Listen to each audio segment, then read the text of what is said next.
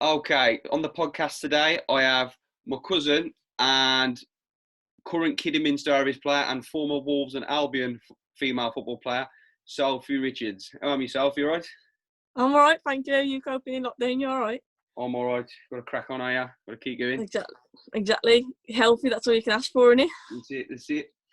So, what I want to talk to you today about is your footballing career, really, in female football, because, not a lot of people, like, everyone knows, it's all about, the Premier League footballers and stuff like that, but just an insight into what it was like when you was first started playing football, because obviously when you started playing football, as I can remember, and I used to have a kick about with you as kids all the while, you was sort of, like we said, you was like the only female player around what I knew personally. Now, obviously, there's I know quite a lot now, but Yeah. when you was a kid, you was the only one. Just talk to me how you got started in football and stuff like that. I always say this. Growing up, obviously, I was born in '92, so Man United was always on TV, and I just loved Paul Scholes. So I don't know why, but I just latched onto Paul Scholes. I loved the way he played, and I remember trying to play like Paul Scholes, passing the ball. I used to play with my dad in the garden and stuff like that, and it turned out I was pretty good. And I played primary school, and like you said, there weren't many girls about. We had a girls' football team. It wasn't the best. It was more me running around and trying to bully girls into getting involved in football. Nobody really played. We had a decent girls' team, to be fair, but I also played for the boys' team in primary school. And then from there, I got scouted for the county. Good old Mr. Staley scouted me for Wolverhampton County, and I'd play obviously there every other week. I think it was we played for county. And then from there, that's when I got scouted. I remember we were playing against Walsall County at the time, and I remember I got scouted by Wolves. And a bloke named Andy Butler, who's like the chief scout at the time, he came and approached me and my dad, and he asked if I'd be interested and tried him for Wolves, and I did, and I got in. And I think that I was about 8 at that time. Yeah. But it was mainly through school football. That was how I got scouted. That was how I got picked up by playing through, obviously, for the school. Because I remember, I was a year above you in school, and I remember playing for the lads team. I remember watching tournaments and stuff like that, and like you'd be the only girl in the. Yeah, mad. But at least I remember we like had a goals team, and we went and played. And I always remember a team called All Stars. That was right, wasn't it? And we were playing, and they'd all be up the fence and watching and stuff, and it was just mad, like being the only girl there. It's crazy. And like nowadays, it's changed massively. So I remember that time where I think it was 5-a-side, or was it 7-a-side? 5-a-side. 5, I think. I remember calling. He said, "Soph, do you fancy coming to play?" Because you was flying at the time. You was at Wolves at the time, when you was playing for Wolves. Yeah. And I remember saying, "Soph, do you fancy coming to join our 5-a-side team?" I was like, "Yeah, just for like, because it was a tournament, wasn't it? That was a tournament. Yeah, goals, yeah." Right. And I remember when like it was our turn to play, and you come on, and everyone was like looking, laughing, and stuff like that. I'm like. And I remember one lad, you got to go and I said, I went, oh, and I remember just thinking, oh, we'll see in a minute. And then you just, Cruyff turning home. And then, that's what I mean. And I remember. It's pride though, isn't it? Like, people think like it is sexist. The world is sexist, and of course, girls get judged for football. You get, even on my videos now, I've got a YouTube video linked to football, and like constant comments saying get back to the kitchen or what the girls know about football, and you get it all the time, and you're used to it now. But for me, it just drove me on even more. Like, it made me think, like, that feeling there, like you said, that bloke or that chap just like saying what you got a girl for, and then his face afterwards, like, that's why you do it. Just to prove people wrong. I think we didn't we get knocked out in the semi-final? I think the semi-final. But remember, we went quite far. Yeah, I remember that game. Remember that game? Everybody just round the cage watching you play. Banging the cages. Like, he was megging like lads and stuff like that.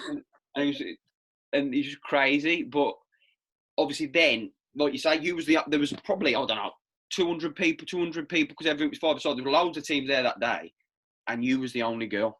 Yeah, and the amount of looks that you get, like, what are you doing here? Like you had the shortage of players, I'm just making up the numbers kind of thing. That's what it felt like.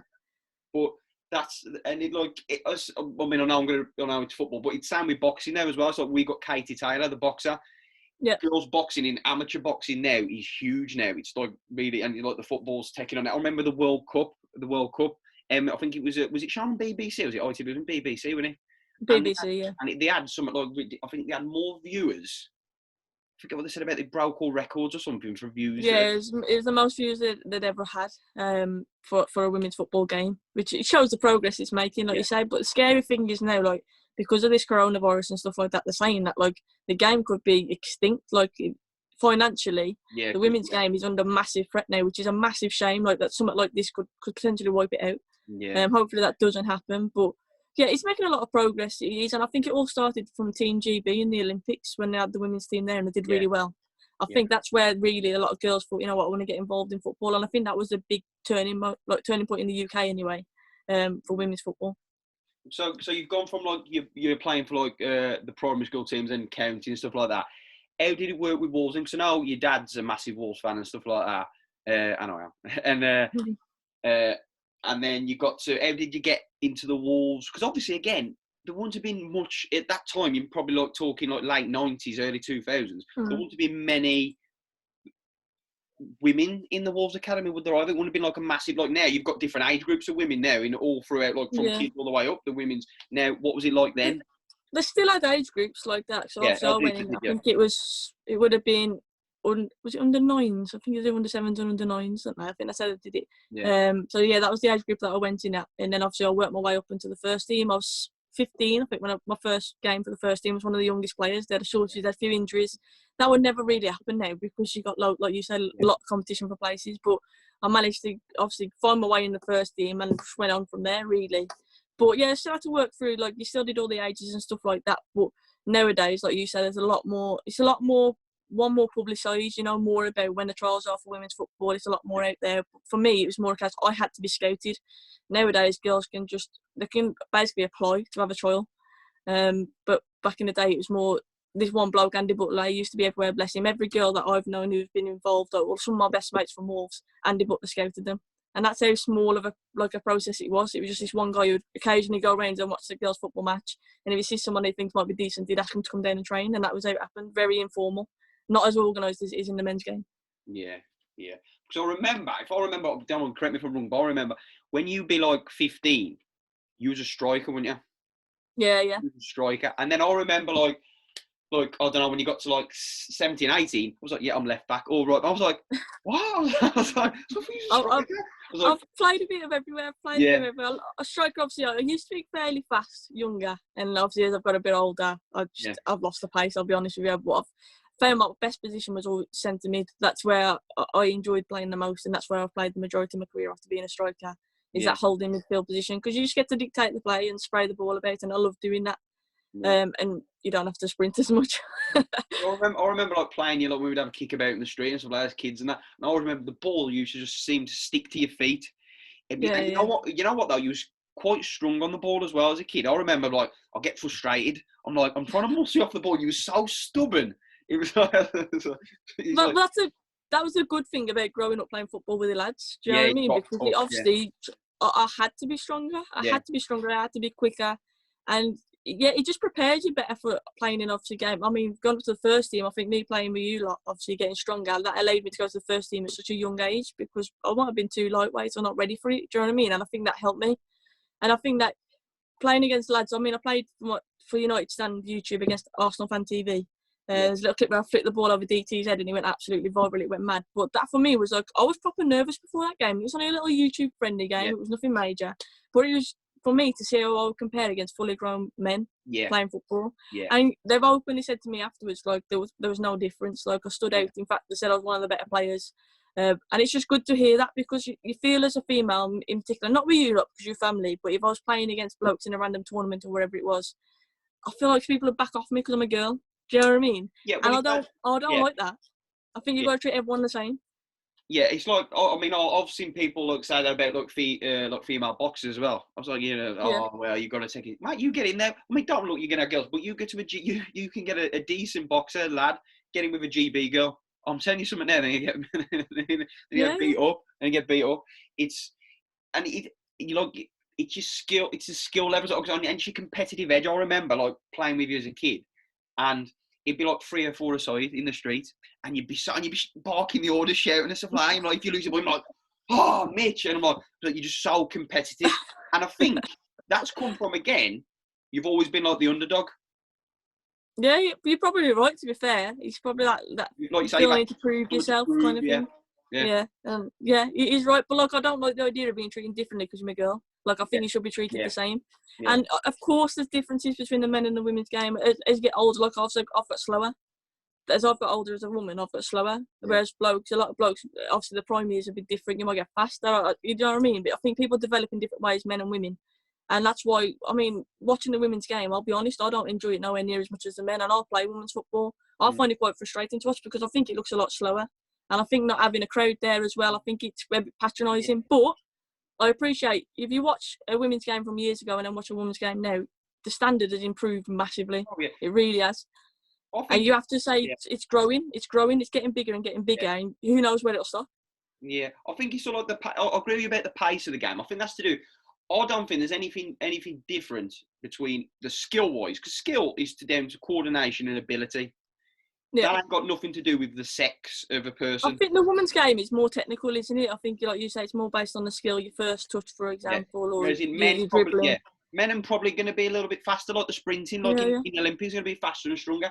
But technical skill, now you showed me that when I've been megged by you enough times. But then, so you played for, how long was you at Wolves for? God, well, I was there till was I 19, and then I went to Albion for 2 seasons. Got promoted with Albion. Yeah. And then I went back to Wolves for a few years, and then I ended up at Kidder. Yeah, that's about right. It's probably about 19, 20, yeah. I was there for a long time, so I was from the age of 8, so yeah. I had 2 spells there. What was it like? I mean, I know it's not nowhere near enough the rivalry as, like, God, me, Wolves, Albion as the men. Mind you, might be on the pitch, I don't know. But yeah, there's still that rivalry, definitely. But especially the fact, like, my dad's a Wolves fan as well. That's what I was about to say. It's still like, how did that come about, Wolves and Albion? Because obviously, was it game time towards the end of Wolves, or you weren't being played in the right position, and then you it was just disagreement with the manager at that time, to be honest with you. Yeah. I mean, it's final nail in the coffin. I remember we were playing against Stoke. For whatever reason, the manager didn't fancy me. I don't know what it was, but he put me on for a minute, like literally stoppage time, a minute to put me on. Yeah. And I remember, I literally felt like I'd step foot on the pitch and the whistle went. And I remember I took my top off, gave it to the manager, and I went, I'm done. Like, and that was the final nail in the coffin. And I remember, literally went straight into change, got changed, walked off, and I left Wolves then. And my dad, he spoke to one of the coaches from Albion, and they said that they would definitely love me at Albion. And I already knew that was an option, but I obviously didn't accept it straight away. Yeah. But when that happened at that game against Stoke, that was when I thought, you know what, I was at a young age, probably the prime of my career. I thought, I want to be playing. I ain't wasting my career doing this. Especially when I had one shot, didn't you? Yeah, I had like Birmingham put 7 days in for me. Bear in mind, you'd be paid to play obviously in the Super League as well. And I was 16 at the time when they put the 7 days in for me. And basically 7 days is that they put it in, and after 7 days they can approach you. They can approach to sign you as a player. That's what it is, just like legal permission. Yeah. And I turned it down because I was thinking, I'm 16, 17, I want to be playing. I don't want to be sat on the bench at Birmingham. Yeah. So that was my decision. I was thinking, why would I want to be sat at the bench at Wolves when I've got an option to go and play at Albion, who were, like I said, we got promoted. They were a better team than Wolves at the time. Yeah. So I went to Albion, I played, got promoted with them. Played at a good standard with Albion, and then it turned out, to be honest, the whole ethos at the Wolves and the feeling, the girls there, like I say, it was purely management, falling out with management. And that manager had passed on after obviously I'd left, and that's why I went back there afterwards. But it was just a disagreement. That's all it was. It was just a disagreement with the manager. And like I said, I felt like I needed to be playing. I was at an age where I needed more minutes, and that's why I changed. I went to Baggies, and like I say, they were a local club. We only played at Tipton Sports Academy at the time. It was round the corner. I could literally walk to my home games if I wanted to. Yeah. We trained at the Albion training ground, and it was just a convenient place for me to go. Like I said, they were a better team at the time. They got promoted. It was just it was the right time for me to make the move and the right club. Yeah, I remember when you actually told me, and I always remember, I was at Nan's with a cup of tea, and you told me I've signed for the Albion. But my dad was really supportive, because my dad obviously frustrated not seeing me playing as well. Yeah, and of course, he completely understood. Yeah. He understood completely, and he said I made the right decision. And even now, I feel like I say, I got promoted. It's a good experience for me to get promoted with them and play in the league above as well. And I met some quality players. I mean, Ashley Neville now, who played up front with me at the time at Baggies, could play anywhere. She's now playing right back or left back for Spurs ladies. I'm going to be doing a video with her soon discussing that. But she's one of the best players I've seen. And like I say, she's gone on to bigger and better things, and fair play to her. And I've got some good links from moving to Albion at that time. So I don't regret it at all. But I just preferred the whole atmosphere at Wolves. And now you're at Kidderminster, yeah? And you're currently playing now. Yes. How long have you been at Kiddy now? So it's my second year at Kiddie. I went to Kiddie because, well, you'll know Anne Johnson, for example. She plays at Kiddie. Well, A lot of the old, a lot of the old Wolves girls played there, and they asked, like, would you be interested? And obviously, I'm focusing a lot on my YouTube now at the minute. Yeah. Can't fully commit, and I said, you know what? Yeah, I'll go, and I enjoy it. To be fair, decent standard. They should be better in the league, and they've just called our league off, so we're a bit gutted about that. Yeah. But yeah, a lot of ex-Wolves girls, very decent standard. Nice bunch, and like I say, because I can't fully commit to it, it's the perfect situation for me, really. And I'm still playing week in, week out. Good fitness for me as well. Yeah. So what we'll do now then is, because you've got your own YouTube channel, the hairdryer treatment, and mainly it's about Manchester United, and you are by far the biggest Man United fan I know. I mean, obviously, it's going to be, but like, you're just Man United mad. Frustrating in a debate, but you know, you're a massive Man United fan. You've got your own YouTube channel, which is really popular. So what we're going to do now then is talk about Man United from, as well, as we know we've only got a little time, but from, so you grew, I mean, really, you should have been a Wolves fan, as I keep saying, right? Of course, yeah, of course, because my dad and that as well. But, yeah, but how did it, I mean, obviously, I think I know anyway, but how did you start supporting Man United? I know you was a kid. To be fair, I will give you that. You didn't, a lot of people switch. A lot of people was like, your brother Ben, he definitely switched. I'm not having it. He definitely switched. I have him about that every time. No, I will give you that. You had a Man United top on as a kid, and you stayed with it, even though really, a lot of people have got, when we've started to become, when you know, we're back, as I say. Of course, they come out of the woodwork, don't everyone's put the Wolves top back on. But how did you become a Man United fan? So, like I said already, like class of '92, always on TV and growing up, because that was the era I was born in. I was really lucky to be born in that era. And like Paul Scholes was my favourite player. My dad loves Paul Scholes as well, so my dad would always be pointing out, like, oh, look, Scholes is on again, and like pointing it out. And I remember being in the garden and just trying to pass like him and controlling, just simple passing with my dad. Yeah. And then obviously playing for the school and stuff like that. But my dad taking me to Old Trafford as well for the first time, like that memory in itself was obviously magical. I've took your brother Ben, like I say, a few times to Old Trafford as well, and just the memories from that, the feeling that you get when you first go to Old Trafford, like it's an addiction. That's what it is. It really is an addiction. Like my love for United is like, of course, I'm frustrated at the minute with crap, and I never would have thought until the day when my dad can actually mug me off. But every club goes through that moment. Every club goes through that transition. Like when Fergie first started, for example, like he was close to being sacked, and then look what happened. I'm not saying Ollie is the new Fergie by any means, of course I'm not. But what I'm saying is you just have to be a bit patient. We've been spoilt as United fans. I'll openly say that we've been absolutely spoilt, and I think it's going to take a long time to come back. But it's just like growing up watching United, absolutely loved them. Paul Scholes and the class of '92 are the reason why I started playing in the first place. They made me love football. Like you said, I always had a shirt on as a kid with Scholes on the back, or Beckham on the back, or Giggs on the back, because that was what got me into the sport as a player, and that's why I'll always have that love for United. It's that passion, like I say, it's an addiction. And a lot of people say, "Oh, you should be a Wolves fan because your dad and all that." Of course, I understand that side of things. Of course, I do. But I'm a firm believer that your club chooses you. Like by technical, I should be a Wolves fan. By technicalities, I should be a Wolves fan. I've got no passion for Wolves. I've played for Wolves. I've got no passion for Wolves. Of course, I've got a bit of a soft spot. I hope they do all right. I don't know if they do better than Man United. Do you know what I mean? And that's always my mindset, which has always been. Like, if you ask me about West Bromwich Albion, I can't stand them because of my dad. Yeah, yeah. Do you know what I mean? Yeah, that's just what you've been brought up with, But, like, I've got a soft spot for Wolves, but my passion is Manchester United, and it's always been Manchester United. Once I start seeing Paul Scholes play, and like I say, I wouldn't be playing myself if it wasn't for them. I kind of feel like that they inspired me to play, and that's why I'll always be a United fan. That's fair enough. But like, so you've gone like when there was in the heyday in basically the '90s, other than Arsenal, the odd season, only the odd season, it was mainly Man United. And then you got like, you had your Beckhams, your Scholes, your York Cole, Gary Neville, and then moving on, Van Nistelrooy, Van Persie, like that. But what do you think? Because obviously it's easy to talk about the successful times, but this is interesting now. What's going through? It's interesting now. Now, what do you think happened with Ferguson? Went all that. I think people say he went out. He knew what was going to happen, and he went out at the right time. He said it was to do with his wife's sister. Am I right? His wife's sister. Yeah, and health issues, isn't it? He was obviously getting to a point where he wanted to preserve and look after his health. It's fair enough, I think. Look, I think Fergie did a wonderful job. He did an absolute Best fantastic manager job. of all time, I think. Yeah, Best easily. manager of all time. For me, Well, easily. Bruno. Nobody comes close. Nobody even comes close. Don't get me wrong, Klopp, obviously, a very good manager. Pep's a But he very ain't good done manager. he ain't done But no you've got to do good it. yet. No. You've got to do it on a consistent basis, like Fergie did it, and no one has ever reached that point.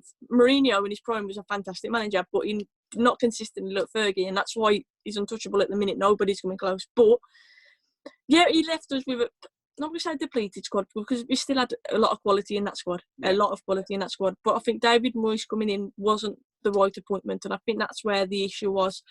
I got the ideas behind it. Moyes as a manager at Everton, obviously a long-term manager. They were trying to go for that Fergie mould. He was even Scottish, so trying to get that Fergie mould. Like British. Yeah, that's what they went for. But I think football's changing. If you look at Jose Mourinho now and the style of football he plays, football is changing. Long-term managers, you don't see them. How often do you see a long-term manager now, like Fergie, long-term? You don't see. It's changing. The game's always adapting now, isn't it? Yeah. And United fans, I mean, we've always said, because we're spoiled by this Fergie era, we don't want to become this sacking club. We don't want to become this club where you're constantly sacking managers, like Chelsea, for example. We don't want to do that. But I think David Moyes was a bad appointment. Obviously, he didn't get the transfers in that he wanted. He said he wanted Gareth Bale, Toni Kroos, Fabregas was another one as well. Yeah. I mean, if they got them players in, would it have been different? Maybe it would have. I don't know. But I think we haven't found the right person for it. Mourinho, we got, I think, beyond his years. I think, like I say, he's outdated now. Yeah. And Van Gaal, I liked him, but it didn't really suit United's style. I didn't dislike him, but I don't think he suited United's style. I think if we'd have got Pep or Klopp after Fergie went, I think we'd see a completely different United side. But because they're obviously getting Moyes in, I think that let us down. And I think now we were already on a bit of a back foot, because like we've already said, we've got players who are on the way out. A bit of a depleted squad. We still have quality there, but there's some players who you call deadwood who you need to get out. And we've still got some of them players even now. And that's from the board. That's from giving players contracts when they shouldn't be given new contracts. And that's a bad decision there. That's in a whole other discussion where we say we feel that the Glazers aren't good enough, Ed Woodward isn't good enough. And that's something that we've been saying for years now. But I just think that it's a moment of transition. We found Ole Gunnar Solskjaer is manager. If he wasn't a legend, would he still be manager after the form that we've had? I think is in a discussion in itself. But he is our manager. And I think that if you look at the signings he has made already, like Maguire, Wan-Bissaka, Bruno Fernandes, you've spoken about as well, I think it's exciting, the players that he's getting in. I think he's getting the right kind of player in. And he's slowly trying to get the players out who have been a bit of an issue, the same old names who keep playing who aren't good enough and they need to move out. So I think it'll take time. But I think the David Moyes appointment, and I'm not blaming David Moyes personally himself. At the end of the day, I think the job was too big for him. I think that's all it was. Yeah, so he had to take it. He had to take it. Who wouldn't? Of course. And if Fergie approaches you himself and says, "Look, I want you to replace me," of course you'd be honoured. I'm not denying that. And he's a decent manager. But the United job was too big for him. And I think ever since that point, we've been on a bit of a back foot. Obviously, falling out to Champions League and stuff like that, losing key players, not getting players in, which again is the board and what we look at there. I think since David Gill went, obviously along with Fergie, our transfers have kind of broken down, and I think we need somebody who's going to be that director of football, who's going to get the players in that we're obviously really looking for. But Ollie's started to do that, which is why I say we need to trust him. Yeah. It's not a quick fix. The problems run deeper than the manager. We've already said that. There's a lot of deadwood in the squad. The board and the recruitment hasn't been good enough over the last few years. We've signed players who really haven't affected United in a positive way.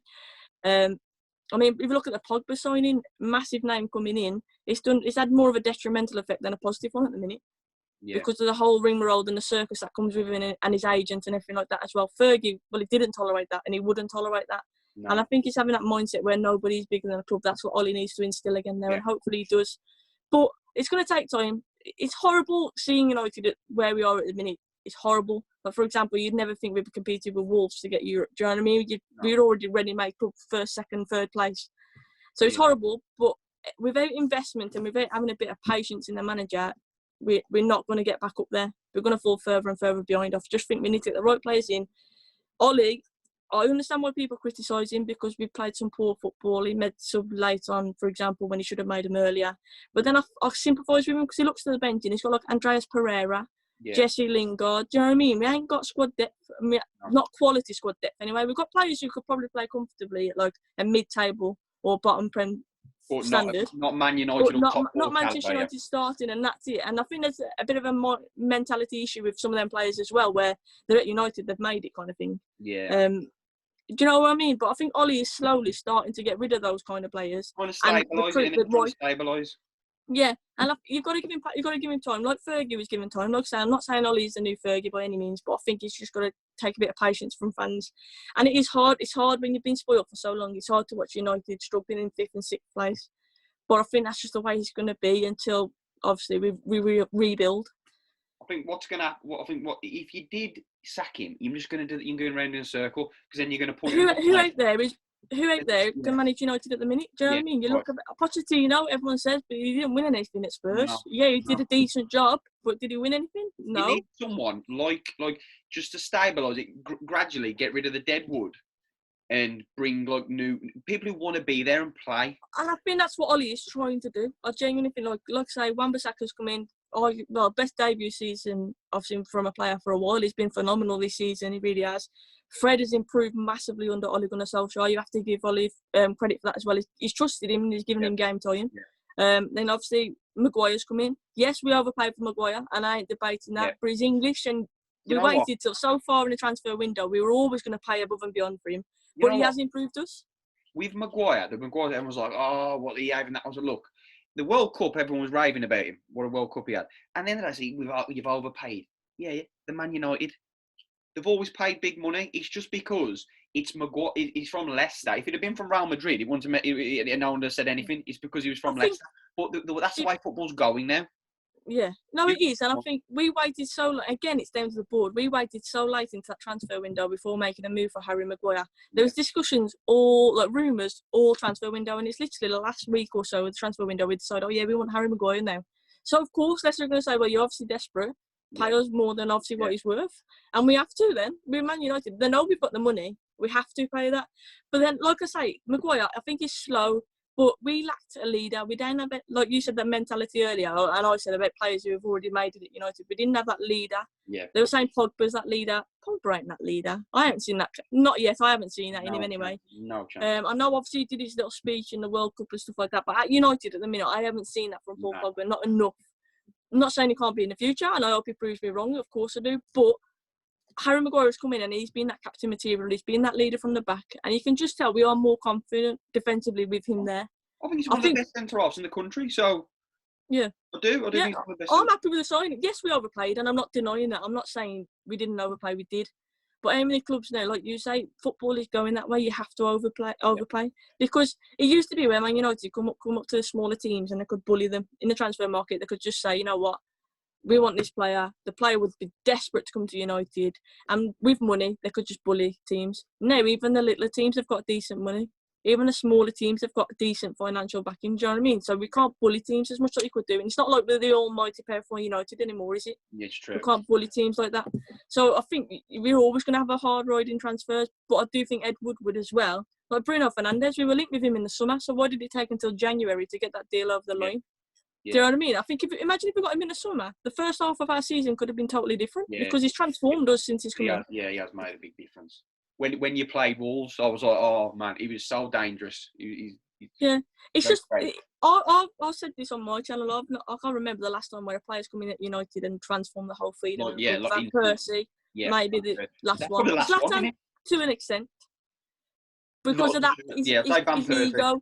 Yeah, presence. Yeah. But Bruno was coming in, and you know what? He hasn't said too much. He just got the ball down. He just showed us what he can do, and he's just transformed us. The whole feeling at the club. I remember United fans screaming, let's just finish the season now because they're doing everyone's head in because we're beating big teams but then couldn't beat the lesser teams, and that's the problem that we've had, and that's where Ollie gets criticised, which I understand. But since Bruno has come in, we've lacked that creative player. Pogba's been injured, yes, but I'm excited to see Pogba and Bruno playing in the same team, to be honest, because I think Bruno's the kind of player who'll get the best out of the players around him. I think he's already shown that. And Rashford coming back in as well. We'll talk about Rashford in a minute because we're going to have a debate on him. But I do think Bruno, his creativity, his vision, his passing, like you've already said, he wants to play forward. And he's class. He's an absolute class player. He is. What do you, where do you think then, and I'm going to get onto Rashford before I'm done, I've got to get onto Rashford. But what do you, with all this coronavirus and happening, I think this, because the Premier League will play, it has to play on because there's going to be lawsuits and all sorts. Because you imagine if... I don't know. It's going to happen. You imagine it. I mean, don't ring off. Imagine if they cancel the league and Liverpool don't get the league. You'll be happy, but I want to. But I won't be happy really because we've got a bonus with the City ban. We've got a bonus chance of getting Champions League this year. Right? Yeah. Do you know what I mean? So even as a United fan, like we talked about getting Sancho, for example. Yeah. if we ain't got Champions League football, that deal makes it more unlikely. I mean, that makes that deal more unlikely, doesn't it? So I think if we don't get Champions League football, it's going to affect a lot of things. And you look at the bottom of the table as well. All the teams coming up from the Championship, Baggies and Leeds, for example, they're also going to be affected. Do you know what I mean? It's not just Liverpool who are going to be affected. Yes, of course, it's harsh. And I'm, as a United fan, you sit and go, ha ha ha, you know what I mean? But as a football fan, you appreciate Liverpool deserve to win the league. Of course they do. Of course they do. But health has to come first. I mean, lockdown yesterday was extended for another 3 weeks, and you see people clapping on the Westminster Bridge in hundreds and thousands, clapping the NHS, and police are there with them. I can't see this getting any better for a long time. Some people are saying 12 months. No, you know what I think could happen? I mean, look, we don't know, but things like I'm thinking, like by June-ish time, I think people will be able to go out and but like mass gatherings, which will count as a football match where you got 50, 60,000. Like Westminster Bridge last night. yeah. But like if you've got 50, 60,000, I don't think you'll see that for a long time. As in, I think probably. But the best way to do it, the safest way to do it, if they do want to do it, it'll be behind closed doors. And fans are saying, but entertainment-wise, it's going to be boring. And but it's a formality. Like still get to watch it, which is massive. Everyone needs it. Everyone misses the football. Everyone misses on miss boxing. Everyone misses everything. But what could happen is it's going to be weird. I think this. It looked like there was Liverpool had the league. Then it was like a battle for 5th and 4th between Wolves, Man United, who was there? I can't remember who was there as well. Sheffield United was there. Tottenham. Sheffield United is another team to talk about. They're also fighting for Europe, having a season of their life, and then they're just going to get called off. Do you know what I mean? It's harsh, but health has to come first. And I've know a lot of Liverpool fans, obviously, through my channel. I was talking to a big one from Anfield Agenda yesterday, Craig, and he said, like, if it gets cancelled, he doesn't want Liverpool to get a Premier League with like an asterisk or an exclamation mark by it. He wants them to win the Premier League the right way. So you can't just give them the Premier League. Do you know what I mean? That's not an option. Yeah. But as fans, as Liverpool fans, they're already fearing the worst. They're already thinking, you know what, we're not going to get it. But they understand it. Of course, it's a killer, but they'll have to just go and win it again next year, and that's kind of their mentality. But to be fair, if nothing changed, if no one really adds, and I know City have got the transfer ban, Liverpool have got to be favourite to do it again. Look at the season they've had, really, and really, who's challenging? I mean, I know you'd like to challenge, but really, if we get Sancho. If we get Sancho in, maybe get a goal scorer, holding mid. It depends on the transfer window. Ollie's come out and said he thinks this coronavirus will benefit him in the transfer window because other clubs are financially struggling now, and we might be able to obviously pounce and get some of their better players. We might be able to actually benefit from it. Not every club is in that situation. I think the transfer window is a big part of it. I would love to sit here and say, you know what, get Sancho and we'll be competing next year. But I haven't seen enough from Ollie yet to say we will be able to do that. We've seen improvements since Bruno has come in, which is exciting. Yeah. But obviously, we need to see us beating teams like Burnley, beating teams like Norwich comfortably rather than struggling against teams who sit in, because that's what we do. We struggle against teams who sit in, but teams who are open, look how we beat City. Yeah. Do you know what I mean? Like, we're okay in games like that. It's a lesser teams, and you can't compete for a league if you're going to be dropping stupid points. So I need to see more really before judging. I've seen, that's the thing, it's inconsistency in it. It's like, you'll go and beat a team, and you're like, I remember when Ollie first got appointed, and was you unbeaten in 6 or something mad like that? You went like 12, when he was 12, there you go, 12. And I was like, it started with us, didn't it? In the cup, that was the beginning. Yeah. But I remember I was like, was it fair? Because I remember when they appointed him, I was like, oh, what? That's just a panic. That's just like they need to get someone in. He was the only one who'd say yes. And then all of a sudden I'm like, he's going to do something. And then just when you think like you say, he'll do something really good, they'll get a good win. And then they're going to lose the Brighton. Yeah. And it's like, ever since we Paris away, ever since that magical game where Rashford scored that penalty, which was class, by the way. I don't think I've ever. My dad watched the game with me actually, and we were running around the house screaming. I don't think I've ever reacted like that. It was class, absolute fantastic. But ever since that point, it's kind of like we thought, you know what, we've peaked now. That was it. Do you know what I mean? We just slacked off after that. We struggled massively. Whereas we all expected us to go into bigger and better things, take a big boost from it. Do you know what I mean? And we didn't push on from there. But like I said, since Bruno coming in, I have seen us, we have improved. He has improved us, and I just think give Ollie another transfer window, see who can get in, and you know what, he's got no excuses then because he's had 3 transfer windows. 3 transfer windows. So he's got no excuses. He's had time to build the squad. This coronavirus is unfortunate because who knows how this season could have ended, and who knows now after this break. If it does get replayed, the same teams who was in form before it ended might not necessarily be the same teams who were in form afterwards. Do you know what I mean? It's just disrupted the whole thing. Yeah. So it's hard to judge him on this season now. That's why I think he deserves another. Yeah.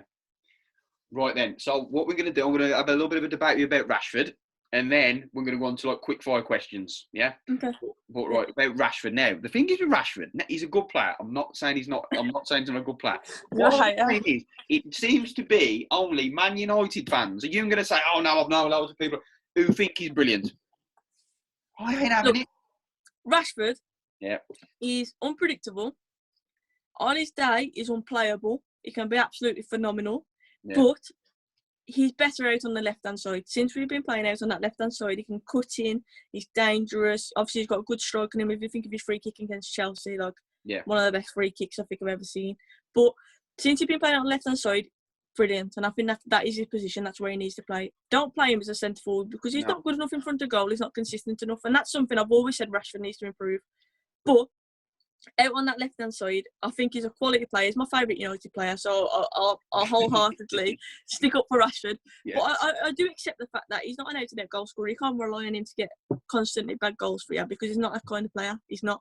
But he loves the club, obviously. He's come through the youth. Playing out on that left-hand side, he's effective, cutting in, he's rapid, good feet, he's strong, and I do think he's getting better and better. People forget before his injury this season how good Rashford was for us.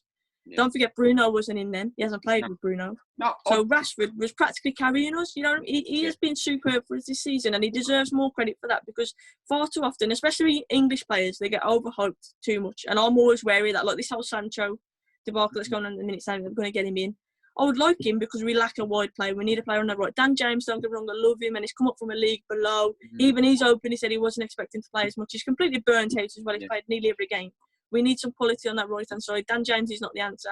He's a squad player, but he's not the answer. Yeah. And I think someone like Sancho could be the answer. I think he could go either way. But Rashford, I think out on that left-hand side, I can't really deny. Like, he's had so many assists. He's dangerous constantly. I know he's English, and that's why people are a bit wary of the fact that is he overhyped. But watching him week in, week out for United, he's been our best player. Well, not our best player because Fred has been phenomenal on Wan-Bissaka, but he's been one of our better players this season. And like I say, we were relying on him at massive parts. Before his injury, we were relying on Rashford. And that tells you a lot about him. He's only young still as well. I do think, I know he's United through and through, and he does always, to be fair, and that's the one thing you watch United play, he does give 100%, which, if at the 11 on the pitch, half the time there's only 7 trying anyway. Jesse Lingard always gives 100%, but he hasn't got any quality. I hate to say he hasn't got quality. His movement's good. He's an intelligent player in terms of his movement, but on the ball, you think number 10, he had a whole year and a bit with no goals or no assists. He's a number 10. He's meant to be our creative player. Do you know what I mean? And I'm not one of these people who jump on the bandwagon and hate on him. I don't hate on him because at the end of the day, the manager's still choosing to play him. Yeah. Do you know what I mean? So the manager has to take some blame for that. Or something in it, Yeah. So he tries 100%, but Rashford is different. He tries 100%, but he is effective. That flair, Yeah. He's effective. Like, that penalty against PSG, I know it's a penalty and he should be stepping up, but the way he stepped up and no fear, just you know what I mean? And I think fair play to him, and I think he's improving every year. I've watched Rashford play. I think he's gradually getting better and better, and I think now he's found his position out on that left hand side because that was always an issue. Should he play centrally? Should he play out wide? Yeah. He needs to play out wide because you can't rely on him to be the natural goal scorer. He's not a natural goal scorer, but he's the kind of goal scorer he'll score worldies every now and again. Do you know what I mean? He's an intelligent player, he's a skillful player, and on that left-hand side, I think he's earned his spot on that left, and I think he should keep that. And like I say, with Sancho in the team as well, who he's good friends with as well, it's exciting, but I'm talking like we've already got him. I'm not getting hyped up on Sancho. Until I see him holding up that shirt, because United are constantly linked with players, and I hate it. Oh, yeah, Until I see him holding up the shirt, I'll believe it. But I just hope, the only thing with Rashford now is because he's had this bad injury and then this virus, obviously he's not played for ages, I just hope he can get back to being the same player, because you see it's too often where young players get injured and they never quite hit that, you know what I mean? And I hope Rashford can bounce back, because he was at the peak of his career at United earlier this season. Best goal scoring tally he's had for ages, really effective in a poor United team where there's been a lot of injuries. For example, Pogba's been injured, he hasn't played with Bruno Fernandes yet. So if he can get back to that form afterwards, I think it'll be exciting times for Rashford, and I think he'll prove you wrong as well. Look, you know what? More main thing with him, and that's why you've kind of like shut me up a bit, because you know what you did. You sort of like put him on the left wing. I was saying like the more criticism, it might be not his, probably only his fault, but he gets played as a striker. And I remember he's not a striker. He's played for him as a striker. I'm like, I'd rather put Vardy in there than him as a striker. I think he's more dangerous in front of goal. If you play him as a striker, for example, if you're playing a front two, where he's got a bit more license to roam and he can get in behind, for example, that maybe that could work. But if Rashford's the kind of guy, he likes the ball to feet, he likes to drive at a player, and he loves that little chop inside because he's that fast as well. I think that is his niche, that left-hand side. He's nailed that position down. But for England, obviously, it's an interesting one. When you look at how wide players we've got, is Rashford going to be the number one choice at left side? This is the thing, yeah. Who else would you put on that left? Sterling, obviously, is playing. Would Sterling be at the right? But they got Sancho as well. You've got Callum Hudson-Odoi. The way England are playing at the minute, Sterling's more like an out-and-out striker at the minute, which are really, But he's playing off Kane a bit, isn't he? Yeah, just slightly behind him, isn't he? Yeah. But, what I want to ask I you would start him on the left, personally. I would start Rashford on the left. Yeah. Well, if you put Sterling on the right, Rashford on the left, Kane, then you got some... Because Kane ain't the fastest of players by any means, but he's dangerous. But then again, or he could still play Sterling in that position you just said and have Sancho on the right as well. Yeah. If Sancho comes to United and obviously improves the way people are predicting he's going to. Well, like you say about Sancho, you've got to see him in the Premier League and you've got to see him first. Because I remember there's a lot of players who've come to the Premier League hyped up and very good players. I remember Shevchenko at Chelsea. He was the best striker in the world. I think he was the best striker in the world at the time. I don't know if he got a Ballon d'Or, but I know he's the best striker. Oh my God, went to Chelsea. Everyone's like a massive thing. Everyone's like... It happens all the time with English players. We always see it. Dele Alli, for me, is one of the most overrated players in the Premier League. Yeah. And I always say this. Don't get me wrong, in flashes, when we played MK Dons, he absolutely tore us apart. I'm not saying he's not a talented footballer, but he blows hot and cold too much. Like, it vanishes in games. And for me, you can't be a world-class player if you're not consistently playing. Look at Messi and Ronaldo. They're consistently playing at a high level. Dele Alli, for me, doesn't do that. Mesut Ozil's another one. I know he's not English, but I'm talking about overrated players. He vanishes and hides too much in games. I'm not saying he's not talented. Now and again, he'll play a pass that nobody even saw. And he has got that in his locker. But is that enough to label someone as a class player or a top quality player? I don't think it is in spells. I think it needs to be consistent. Yeah, right. And that's what Rashford needs to improve. He needs to be more consistent. But this season, that's what he had improved. He had been more consistent until his injury, which was unfortunate. Now I want to ask you now then. You've got to get... So, what 5 Man United players would you get rid of? And what 5 players would you sign? So 5 players to get rid of. Phil Jones. Let's get rid of them first. Phil Jones. No. You know what? Entertainment-wise, Phil Jones is an absolute legend. Like, some of the faces, obviously, you see the memes all the time. He cracks me up. I don't dislike Phil Jones, but he ain't going to be playing. No. Yeah, we've got 2 in ZB, obviously. We've got a recall from Villa, Lindelof, Boye, Maguire. Do you know what I mean? He shouldn't be, but he shouldn't be playing anyway, I'll say that. So, Phil Jones. Yeah. Andreas Pereira. Yeah. Pereira needs to go back to Spain. He went on loan now and he looked decent. I just don't think the Premier League is for him. Yeah. Good technical player, but not a United starter. This is hard. 5's got a lot. You know what? If it was up to me, if it was up to me, I'll get rid of about 8 or 9 of them. Yeah, but it's hard because you got to think realistic signings coming in. Do you know what I mean? I'm going to say one straight away. Pogba. Well, that was my next point. Paul Pogba. But we haven't seen him with Bruno Fernandes yet. Oh, no. He did a podcast the other day and he said like he's committed to United and like, which is what we want to see more. Because his agent is an arsehole. We should be getting rid of his agent more so than him. Yeah. Because he stirs the pot and Pogba doesn't help himself. But I think that's a lot in the air from the agent. But I've always said this, Paul Pogba, if he wants to stay at United and he actually is committed and we're going to get the best out of him, I'll keep him. But at this moment in time, we can probably count on both hands the amount of good games we've seen from Paul Pogba. Yeah. And for what we've played for him, it's nowhere near good enough. And I'm sure he would openly say, he hasn't had quality around him. I get that side of things. Of course, I understand it. But it's Paul Pogba. Do you know what I mean? Like, we should be getting more out of him. The reputation he's got, he should be able to change a game on his own. Yeah. Out of the 5 players we get rid of, Pogba's an interesting one. Pogba could go either way. I think we need to see him with Bruno Fernandes before I make that call. Because he's been injured as well. But my next one, this is controversial. David De Gea. Because Dean Henderson, for me... We'll get rid of De Gea. De Gea, have you seen some of the errors he's made over the last few... Do you know what I mean? I think his head's not fully in it. And also the fact that Henderson now, up and coming, should be England's number 1 in my opinion. From Sheffield, obviously, we're loaned him out there. A lot of United fans are screaming that he should be coming back and being our number 1. And the reason I'm saying get rid of De Gea, I don't know if De Gea would be happy to fight for his place. You just do you know what I mean? Romero, we've signed him, probably the best backup goalkeeper, one of the best backup goalkeepers in the world. Do you know what I mean? And he's happy to do that. He's happy, quite content doing that. Whereas De Gea, is he going to be happy to do that? I doubt it. Yeah. Do you know what I mean? So that's why I'm saying that. That's 4. I think it's And four, then well, one 4 and more. Pogba, maybe. But 4, Yeah, you got, Pogba's a maybe. you got 5. Oh, next one. More. Mark? Full on get rid of. Full on get rid of. I mean, Jesse Lingard. Lingard? Lingard, yeah, you'd have to say, because for me, Lingard is not crap like people are saying. He's been in poor form, but he shouldn't be starting for United. Lingard is a squad player, yeah, he can be effective because he works hard, like we've said. He works hard, he grasps the team, he'll do a job for you. Yeah. Is he effective going forwards? No. You got Bruno Fernandes there. There's talks that we're going to be getting Jack Grealish, for example. Lingard ain't going to be getting a look in anyway.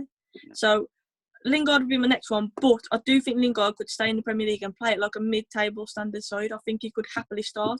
Yeah, if you look at somewhere like West Ham, I think he could play somewhere like that. I could see him at that kind of club. Do a job for someone, yeah. Yeah, but there's also players like Mata, for example.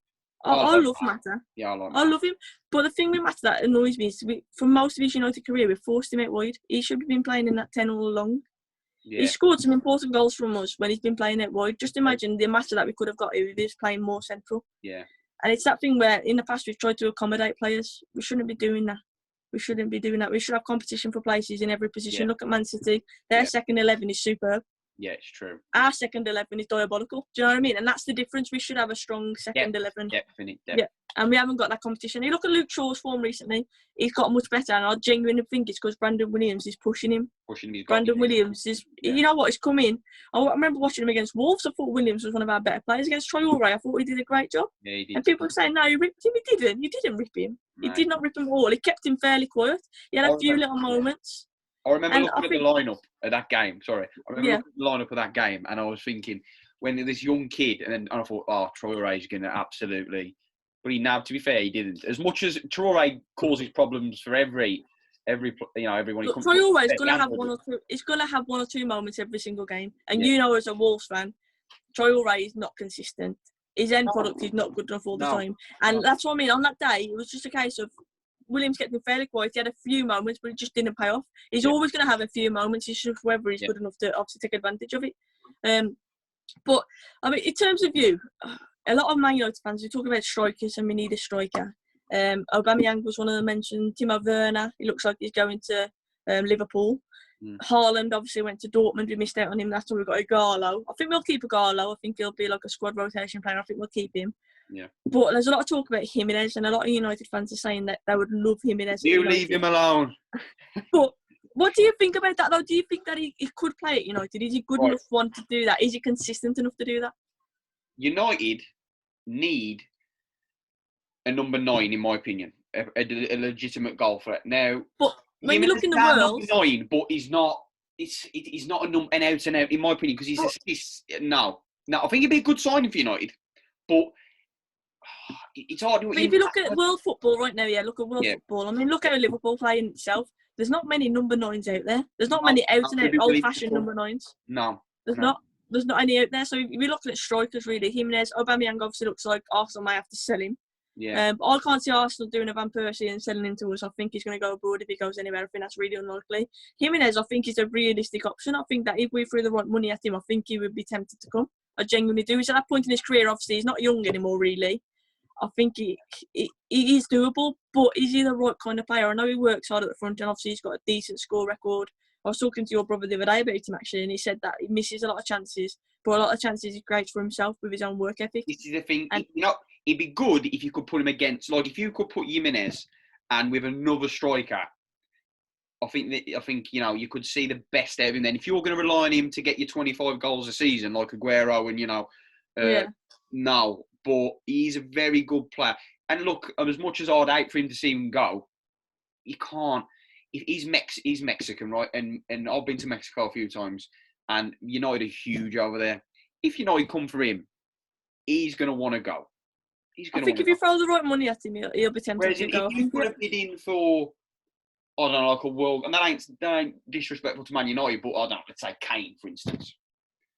Kane could say, yeah, I understand that, it's United and they're a bigger club than Spurs, but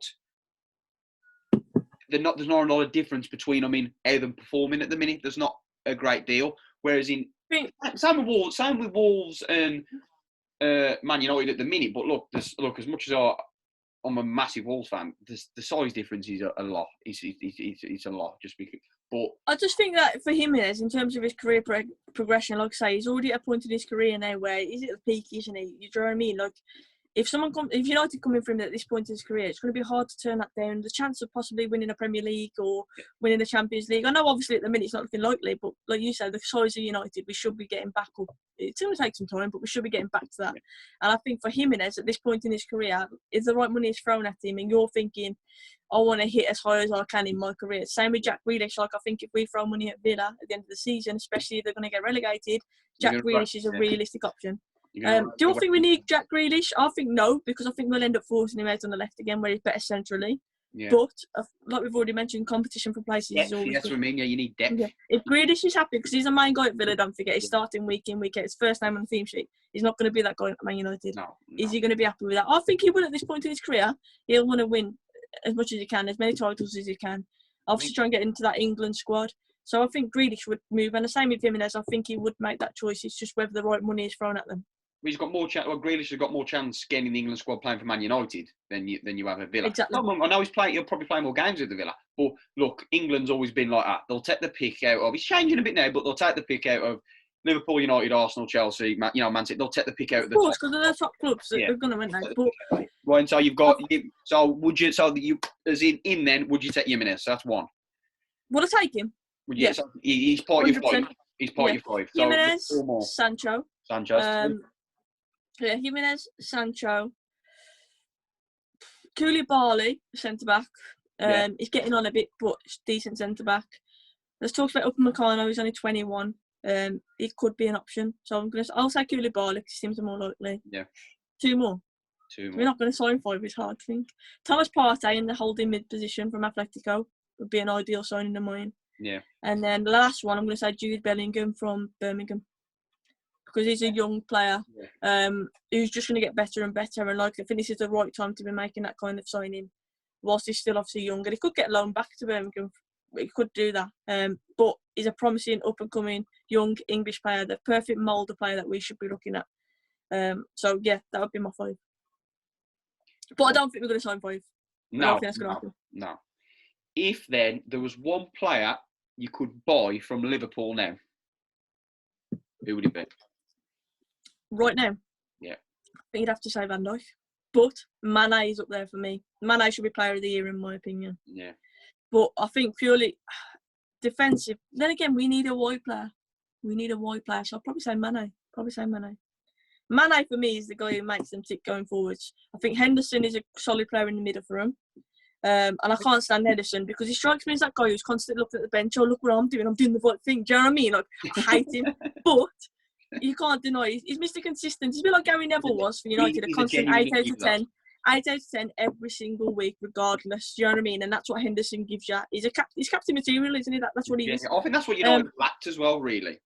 Yeah, I think McTominay coming in, I think he's an exciting player for us long term, Scott McTominay. Fergie obviously bigged him up. Yeah. He's that mould of player where he does the simple stuff well. But he's got the heart and the desire for it to come through the youth system. And I think I really like Scott McTominay, and I think he's going to get better and better. I really do. And I think he's that mould of player. But in terms of between Van Dijk and Mane, for me, it's hard. That is, it's a hard choice because Mane's age you're looking at, but Van Dijk is probably the best centre back in the world right now, isn't he?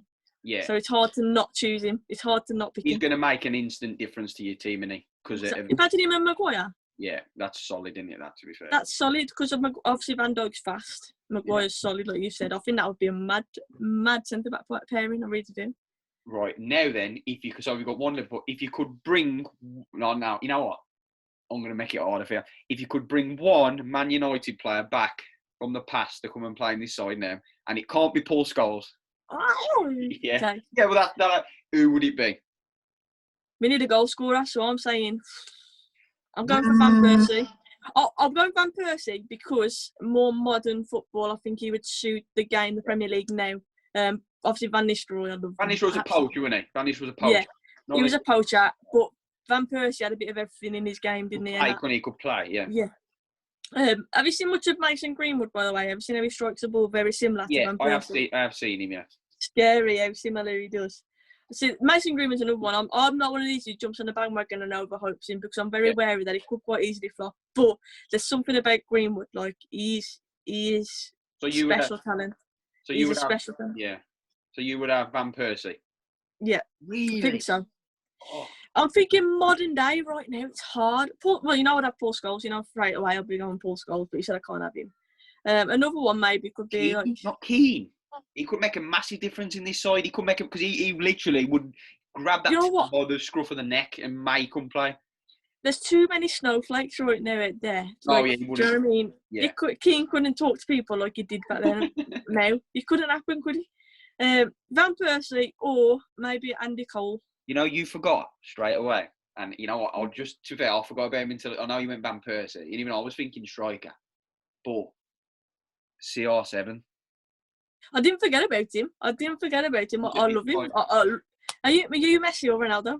I'm Ronaldo all day. Yeah. I think, you know what No, I was thinking he would be predominantly, obviously, an out-wide player. I've just spoke about the players I'd bring in. Ronaldo, at this point in his career, at the age he's at now, I think it's going to hinder younger players that I've just chosen, if that makes sense. And that's why I didn't put Ronaldo in. I mean, you could have Ronaldo as your 9, I guess. He could be your centre-forward, couldn't he? I suppose he could. Yeah. But yeah. Van Persie, like, his knack for scoring goals, like, he was quality for us. And I wish we'd signed him earlier. Yeah, I wish we'd signed him earlier. You didn't. You signed like 3 years earlier. And you could have had like 3 or 4 years out of him. And we had him off Arsenal, and obviously we had Arsenal fans, so it just made it even sweeter that we got him. But, I mean, on FIFA, I've just got Henrik Larsson, centre-forward card. Wow. Quality, and again, I wish we'd got him earlier, but what a player he was. What a player he was. Even Michael Owen? Yeah. Oh, Matt, you know what Michael... That goal he scored against Man City, to be fair, it was worth signing him just for that. We had Michael Owen. When Michael Owen was in his prime, Matt, he was unbelievable. It's just injuries with him, wasn't it? Like you mentioned about Harry Kane, you think he's going to have injuries? It's a shame. He's getting injured more and more now. Harry Kane is now very rare in a season. I like to see the statistics of how often he gets injured in a season now compared to you know. Yeah, he does get injured quite a bit, which is unfortunate. Yeah. But would I take Harry Kane at United? Of course I would, but for 200 million, no, I wouldn't. I'll be honest, I wouldn't. We could get 2-3 players where we need in positions for that price. Like Jimenez, we could get for a lot cheaper, and I think it'd still be a good signing for us. Harry Kane is a quality player, he is. But 200 million is an absolute joke. Well, we mentioned like Ronaldo, Messi, Neymar. He's not on that level. He's a good striker. There's only a select few. There's only a select few who could command that. Well, obviously Ronaldo ain't worth that now, but in his prime all day, I think. But yeah, there's only that select few now. De Gea or Van der Sar? Van der Sar for me. I love Van der Sar. I loved him, and again, I wish we'd got him earlier. But it sticks in my head that when we won the Champions League against Chelsea and his celebration when he's doing this. Yeah. I loved it. That's iconic, man. Van der Sar was a class keeper. He really was. Quality. I mean, you got people talk about Schmeichel as well. And obviously, of course, Schmeichel, the Great Dane, he was quality. But Van der Sar, if we'd have signed him earlier, I think we missed the trick there because he was class. Absolute class act. And that moment in particular sticks in my head. That's all I think of when I think of Van der Sar. I think of that. It was just class. I think he loved United as well. But I think he's a good option. We talk about people for director of football, people who's in charge of signings and whatnot. He's doing that at Ajax right now. And look how good that Ajax team is. Yeah, it is. He's helped get a lot of those players in. I think he would be a great shout for getting the DFB at United. That's a shout, that is. He's my number one choice to have that role because he's already doing it at Ajax. And they've got one of the best youth setups in the world. Look at the players they bring through their ranks. And he's one part of that. And I just think he's already doing the job there. He knows the culture of United. He knows the club, obviously, well. I think he's the right guy for it. But it's all whether we want that structure in our club. Ed Woodward said he's going to back off from doing transfers, which I think is a good idea. Ed Woodward is a businessman. He's good at doing that side of things. He's not a football man. He's not got a footballing brain. And that's where I think the nature of some of the signings we've made has let us down. But you know what? Everyone slags him off and he's got to step away from the transfers because he ain't a football man. But he's openly said he's doing that. Fair enough. He's openly said he's doing that, which I think is the right decision. But United are the richest club in the world, as in what as in your income. I mean, I know there's richer owners out there, but I'm on about as what your income is commercially. You're the richest club in the world. So someone running the club is doing something right. You know? Yeah, but that's what I mean. It's become more of a business than a football club. Yeah, do you know what I mean? Fans want to be entertained. That's a fan don't care. Yeah, but we've sold 25 million shirts this year. Yeah, so I want to see us win the Premier League. Look, I think that's Old Trafford will always sell out because of the history of the club and whatnot. Like, how many times you go to Old Trafford and the atmosphere has been dogged because it's just full of tourists, people who don't even know the chance. Do you know what I mean? It's just, regardless, and that's when we've been playing at our poorest and it's still sold out. It's still a nightmare to try and get a ticket. And that's, obviously, the owners are seeing that. They're not seeing the performances on the pitch, they're seeing the fact that it's still selling out. coming in, yeah. Yeah. Now then, because I know all this last little bit, the coronavirus is all like messed everything up and all that, and look, like say, you know, health comes first. But if it goes back to normal, you know, as in I know the fans over there, but it gets back to playing in June or whatever they've said, where do you think United will finish? It's really hard to call because you don't know this is going to Bruno's coming. Yeah. We look exciting. Rashford's coming back from injury. Pogba's coming back from injury. Well, they are back from injury now, but obviously they've got their own training. Yeah. Like I've already mentioned, the same. We were informed just before this happened. We were due to play Spurs the next game, and we were informed. Yeah. And then all of a sudden, this happens. So teams have got to get back into the swing of it. We've got players who've got to get back into the swing of it from injury as well, and so is every other club. Yeah. So it's hard to say. You don't know who's going to be informed, but on the basis of Bruno Fernandes coming in, I believe we would get top 4. I reckon 4th. You think 4th? So you think you're not, because Chelsea are 4th, aren't they? Oh, right, yeah. Chelsea are 4th. You think you'll knock Chelsea out of 4th? Chelsea are inconsistent like we are. Chelsea are just as bad as us. They drop points as well. And I think Bruno Fernandes coming in has obviously drastically improved us. So I do think they'll drop more points than we will.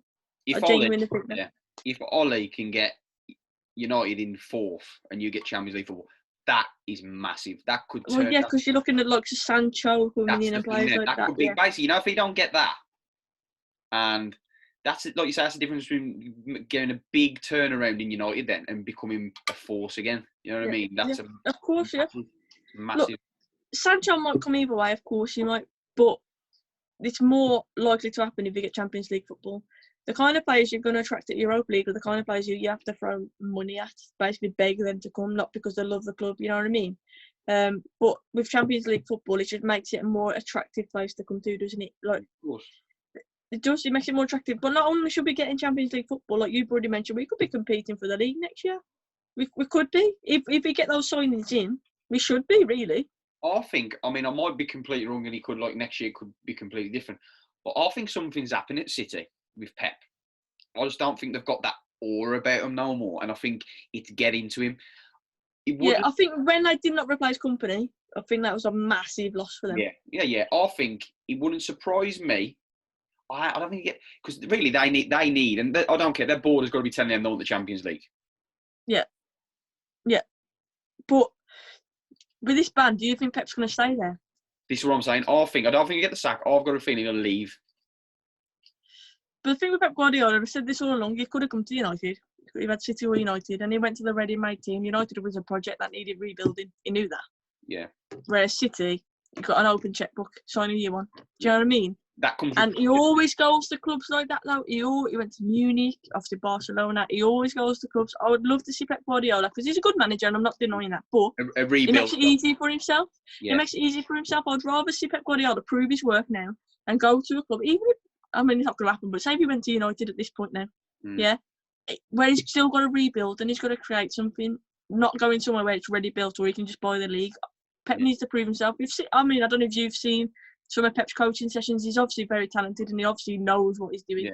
He don't stumble across jobs like he has done. Of course you don't. Do you know what I mean? But I would like to see a different side of Pep. That's why I'd like to see him stay at City. Because City are going to lose out some. You'd like to think that they're going to lose out on some players because they're not getting Champions League football. Aguero, for example, he's going to want to win the Champions League in his career. Yeah. He's going to want to win it. Yeah, it's a shame if he's getting on now. He's getting on. Yeah. So is he going to stay realistically? Is he going to stay at Man City? Yeah. Or is he going to go somewhere that's going to offer him Champions League football and actually stand a good chance of winning it? It's an interesting situation.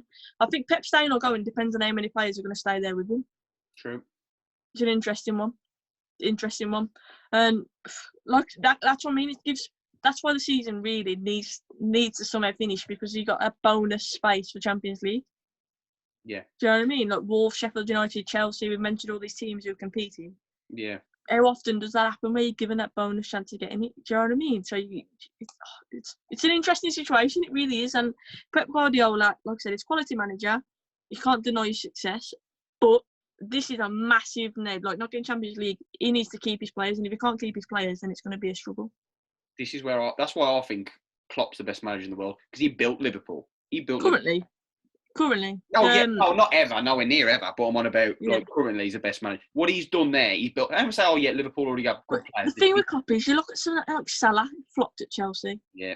Mane, decent at Southampton. What a signing that was. He got out of Milner as well. He's got every little bit out of Milner. I'd better say Henderson, Milner. You look at Liverpool's team sheet on paper, it's not amazing. Wijnaldum came from Newcastle in a struggling Newcastle team. Yeah. And it's what he's getting out of them. Do you know what I mean? Like Robertson, I remember watching Robertson playing for Hull, and I remember literally saying to my dad at the time I was watching it, I can't remember the playing against, but he was flying up and down that left-hand side, and I remember saying, he looks a good little player, that Robertson. He was only young at the time at Hull, and I remember saying, he stood out a mile even then. Yeah. So that's my problem with United. Why won't we ever, like, that's coming from a fan like me, like an amateur, like, why aren't the scouts looking at players like that? It's true. We're missing out on these signings, you know what I mean? And it's quality, and that's why I was really impressed with the Wan-Bissaka signing, because he had a decent, obviously, breakthrough season at Palace. But I think we signed him at the right time. He's still really young, and he's only going to get better and better. And I think that's why I say Jude Bellingham. I think he's going to be an interesting signing for us, because I think that's the kind of mould of player we've been missing out. We've been signing players who are already big names. We don't need to do that. We need to make them big names. And I think that's the mindset that we need to be having. Look at how many players we've brought through there, and they weren't big names, and then become superstars. Do you know what I mean? Yeah. Even Ronaldo, when we signed him, nobody knew who he was. I remember watching Ben Molyneux, when he had that little blonde little... But that's what we need. That's what Liverpool have done with the likes of Robertson. That they've turned them into the player they are today, and you've got to give Klopp credit for that. Yeah. And I think Nuno is very similar to Klopp in that sense. He gets players in like Neto, for example, who I think is a great talent, by the way. Yeah, Vinagre, great young player. He's getting young players in, and he's moulding them into the players, and they're becoming bigger and better. And big clubs will be coming in for them kind of players soon, definitely, I guarantee it. You know and it's just whether Wolves can keep them. For me, everyone's saying, because look, we are doing well, and we're doing probably, we're overachieving, really, considering we've just been 2 years ago I was in the Championship. But what concerns me, everyone's saying, we don't lose Jimenez, we don't lose Neves, Bolly, and all this. Nah, the biggest loss for me is Nuno, by far. Yeah. The thing is, if you lose Jimenez, for example, I guarantee that your club will spend that money well. Yeah. Because they have done. They're not overspending for players. They're buying players for cheap. Like Moutinho, what a signing. What an absolute signing. Do you know what I mean? I know he's old, but he's still... That just shows that you've got a board who know what they're doing. Yeah. You've got a manager who's got a specific style of player who knows what he's doing. He knows how to make the team tick. Yeah. So I think if you get rid of Jimenez, for example, even Jota, I know Mourinho was talking highly about Jota and about him going to Spurs. Yeah. You get rid of them players... I guarantee Nuno's probably got a book full of names of players who he's already been watching. Do you know what I mean? He's already got players who I'm sure he'll be... Will they be as good as him as you don't know? I think it's always going to be a risk when you get young players in. But you just never know if that risk will pay off. Yeah, I think if you lost Nuno, I think the team would, everyone would go with him. Like, if he went, I don't know, if he went to Arsenal, straight away he's going to buy Bolly. He's class. And let's talk about him obviously replacing Ollie as... United manager. I would take Nuno. I think he's a great manager. I think he's quality. If you was Nuno, I'll get Man United, and I do get the Man United thing. Biggest club in the country. If you was... I know, look, Arsenal are bigger than Wolves. I get they're bigger than Wolves. But Arsenal ain't doing anything and don't look like doing anything for quite a long time, really. They don't spend... You know what I mean? Whereas we do... it's not a one-hit wonder, because we've done it again this season. It can be first season. Yeah. We look like we're doing something. Arsenal don't like they're doing anything. I think... Would you Arsenal, like you said about the backing, there's that many. We're on about Deadwood at United. There's more at Arsenal. Yeah. Oh yeah. God. It's a bigger job. As an Arsenal fan, in my opinion, I'll be like, what are we doing? We're not never going to get relegated because we're not that. They're literally banter FC. That's what people call them. They're banter FC because they've got some class players like Aubameyang. We've already mentioned him. Yeah. And I think they've got some good, like Martino, the young player coming through. Saka, I think he looks like a really good talent coming through. But then they've got so many players like the likes of Ozil, like the likes of Mustafi, who are simply not good at it. Even Lacazette. I used to really rate Lacazette, but you've got to be honest and say he hasn't done a lot in a United shirt, in an Arsenal shirt. So it's a massive job for whoever takes over at Arsenal. They've obviously gone with the Arteta mould similar to what we've done with Solskjaer. And I think he has made them look a bit better. But there's no denying they've still got a lot of bottle jobs in that squad. A lot of players that need gone. Fans turn on you quick as well. The fans turn on you quick. And it's, But it's like Arsenal a bit like us, and then they've been spoiled a bit over the years. You know what I mean? Arsenal, and that's why they get on the back. History of English football. Arsenal, the third biggest club in the country. Yeah. United, Liverpool, Arsenal. But I just think they're just like what they're doing. They're not that bad to get relegated, but they're often quite a bit off the top four as well. I do. Yeah, they are. No, they're ninth at the minute. If I was new now, I get the London thing. I understand the London thing. You get to London's like the. But, you know what? If I was Nuno and I was looking at the project that he's got, what he's doing at Wolves at the minute, and then the possibility of Arsenal, I would stay at Wolves. Plus, he's a god as well at Wolves. He's a god. He's got to do. It's not only that, because I'm sure he'd be a god wherever he went. Do you know what I mean? I'm sure. You think? Because if you go to a club with a good fan base, I'd say that. If you go to a club with a good fan base, of course you'll be worshipped, because that's what happens when you're club manager. But it's the players that like I said, the young players he's already got. Like Adama Traore, look how much he's improved him as a player. He's still not a finished article, but he's so much better. And I think that if he moves to Arsenal, he's going to become more of a yes man. Where at Wolves, it strikes me as he's like the main voice. Do you know what I mean? Whereas at Arsenal, I think he'd become more of a yes man, and I think I don't think it's the right kind of style for him. Whereas at Wolves, he has more of a say, because he's made Wolves what they are now. Like you said, you never expected Wolves to be doing as well as they are. No, I do think they let him carry on with the footballing matters. A lot of clubs now. It seems like he just gets on with it. Yeah. But Arsenal, like you said, the pressure that the manager, is on the manager at Arsenal, there's less pressure on Nuno at Wolves. Yeah. And he obviously thrives on that. And he's obviously, look, financially, Arsenal are struggling. Yeah. Arsenal might have to sell Aubameyang after all this is done. Yeah. Their best player. So financially, you have to say Wolves, they're not doing so bad at all. Nowhere near that. Probably breaking records, and surely they're breaking records. The best they've done in however long. 50s. Well, no, exactly. No. I think it was like, was it the 70s or maybe the 80s we got. But since Bruno came in, the club would never have expected the progression to be as fast and as good as it has been. Because it has been fast, like the way that he's moved you through the leagues, and it has been fast.